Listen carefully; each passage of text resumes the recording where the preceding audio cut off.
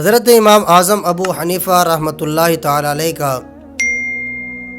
تعلیمی سفر کا آغاز کپڑے کی تجارت کے دوران ایک دن حضرت امام اعظم بازار سے گزر رہے تھے کہ آگے سے ایک بہت بڑے عالم سے ملاقات ہوئی جن کا نام تھا حضرت امام شعبی رحمۃ اللہ تعالی علیہ۔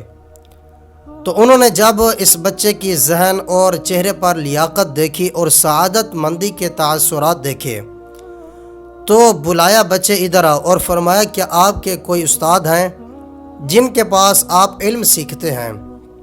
تو انہوں نے عرض کیا میرے تو بس کپڑا بیچنے والے استاد ہیں، میں تجارت سیکھتا ہوں اور کوئی علم نہیں سیکھتا۔ تو انہوں نے فرمایا آپ کپڑے کی تجارت بے شک جاری رکھیں، لیکن میں آپ کے چہرے پہ علم کے اثرات دیکھ رہا ہوں کہ آپ کو علم حاصل کرنا چاہیے، بڑے بڑے اساتذہ کے پاس جانا چاہیے، اور پھر آپ کو دنیا میں اللہ تعالیٰ بہت بڑا نام عطا فرمائے گا۔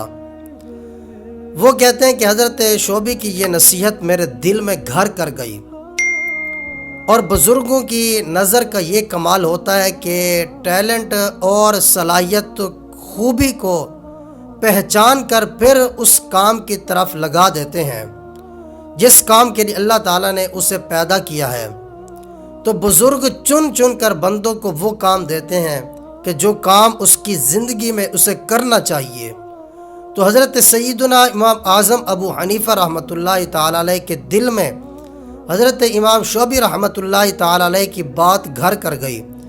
تو آپ نے اپنے والد گرامی سے مشورہ کیا اور پھر کہا ابا جان مجھے کیا پڑھنا چاہیے، قرآن، حدیث، لغت، شعر یا فقہ؟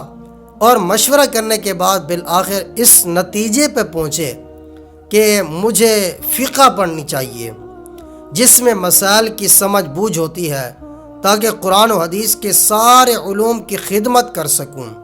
اللہ اکبر۔ پھر سوچا کہ فقہ میں بڑا استاد کون ہے؟ اب استاد کا ذہن کے اندر تصور لا رہے ہیں کہ فقہ کے اندر بہت بڑا استاد کون ہے؟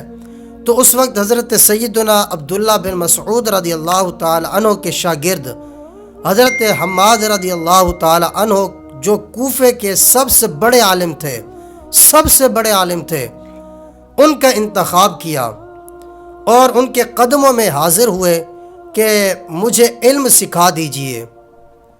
اور جب حضرت حماد کے پاس پہنچے تو وہاں حضرت حماد نے فرمایا کہ ہر روز میں تمہیں 3 مسئلے سکھا دوں گا، روزانہ کی بنیاد پر 3 مسئلے سکھاؤں گا۔ پھر آپ مسلسل 20 سال تک حضرت حماد رضی اللہ تعالی عنہ کی خدمت میں حاضر ہو کے روز 3 مسئلے سیکھتے۔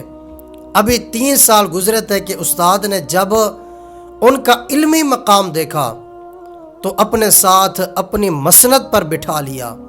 سبحان اللہ، اپنے ساتھ ہی اپنی مسند پر بٹھا دیا اور فرمایا اب میں بھی پڑھاؤں گا، میرے ساتھ ساتھ تم بھی پڑھایا کرو، میں بھی پڑھاؤں گا، تم بھی میرے ساتھ پڑھایا کرو، اور استاد بنا دیا، اور یوں ہی آپ کا حلقہ 10 قائم ہوا۔